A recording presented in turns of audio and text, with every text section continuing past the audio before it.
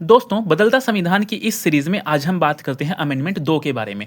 Amendment 2 1 मई 1953 को adopt किया गया और यह हमारे संविधान के 81वें आर्टिकल को चेंज करता है। अब बात करते हैं कि अमेंडमेंट से पहले यह आर्टिकल हमें क्या बताता है। तो इस आर्टिकल के अनुसार भारतीय लोकसभा की सीट्स को 500 फिक्स किया गया था और हर एक कंस्टिट्यूएंसी की एक पॉपुलेशन लिमिट फिक्स की गई थी, जिसमें 7.5 लाख से ज़्यादा लोग नहीं होंगे और 5 लाख से कम नहीं होंगे।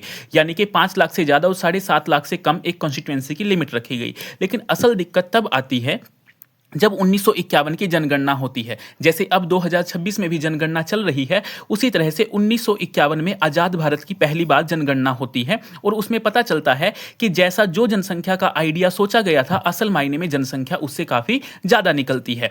अब अगर हम इस लिमिट को ध्यान में रखकर इस लिमिट को ध्यान में रखकर उस जनसंख्या को सीट्स में डिवाइड करते हैं, यानी कि कंस्टिट्यूएंसी में डिवाइड करते हैं, तो यह 500 से काफ़ी ज़्यादा आंकड़ा सामने आता है। लेकिन हम 500 से ज़्यादा नहीं जा सकते, तो इसलिए हमें ज़रूरत है इस चीज़ को चेंज करने की। अब इसको चेंज किया गया और यही हमारा अमेंडमेंट 2 था।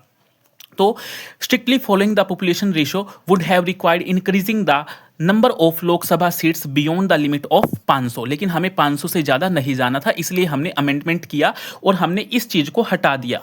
और इसी चीज़ को हटाना हमारा अमेंडमेंट 2 है। The amendment remove the words not less than 1 member for every 7.5 lakhs of the population from article 81B। यानी कि ये हमारे चेंज हुआ।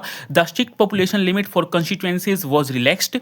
A parliamentary constituency could now represent more than 7.5 lakh if necessary. यानी कि अब एक कंस्टिट्यूएंसी 7.5 लाख से ज़्यादा लोगों को रिप्रेजेंट करती है अगर ज़रूरत पड़ती है तो।